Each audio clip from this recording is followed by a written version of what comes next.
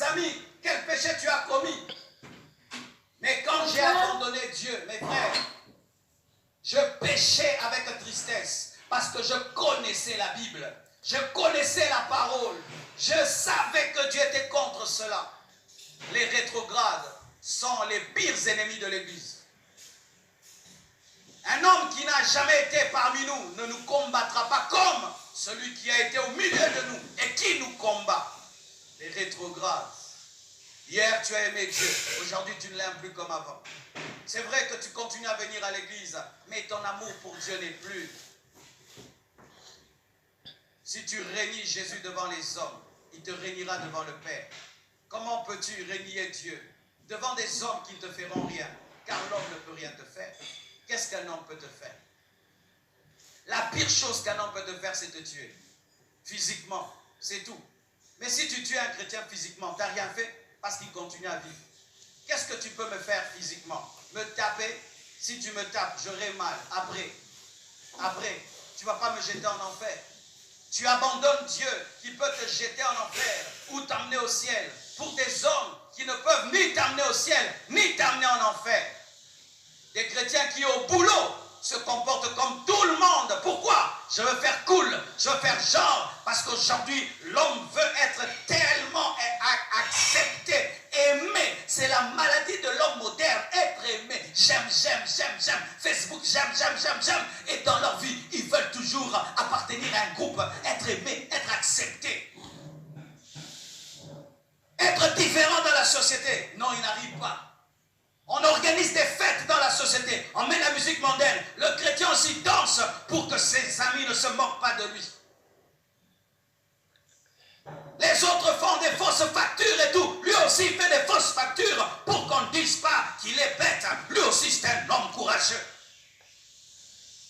S'il va à l'université, il doit devenir aussi un étudiant cool comme les autres étudiants. Sinon on va dire qu'il a sauté sa jeunesse. Régnons Dieu devant les hommes. Voulons être à la page, être à la mode, être acceptés. Et oui, les hommes t'acceptent, oui. Maintenant, tu fais partie de leur groupe. Leur groupe de qui? D'ivrognes. Leur groupe d'impudiques. Leur groupe de voleurs. Leur groupe d'orgueilleux. Oui, maintenant, tu fais partie de leur groupe. Mais tu as perdu Dieu. Je n'ai que faire d'un groupe. J'en ai pas besoin. Un groupe qui me fait perdre Dieu, je n'en ai pas besoin. Je préfère rester seul dans mon coin et servir Dieu jusqu'à ma mort qu'appartenir à un groupe. Sachez ceci, mes frères, la pire arme de l'homme contre toi, c'est tuer ton corps, c'est tout. Mais un chrétien, le tuer, c'est lui rendre service. Judas a rendu service à Jésus. Il lui a permis de devenir le sauveur de l'humanité.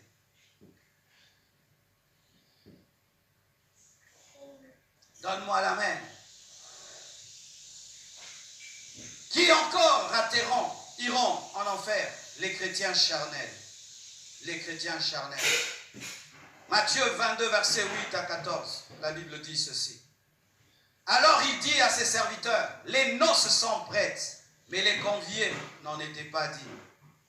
Allez donc dans les carrefours et appelez aux noces tous ceux que vous trouverez. N'importe qui. L'amour de Dieu.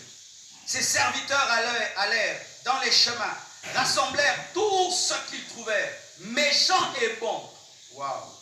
Et la salle des noces fut pleine de convives.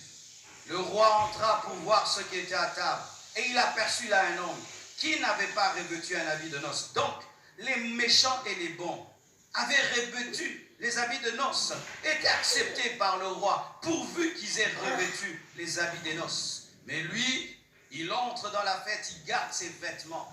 Il lui dit, mon ami,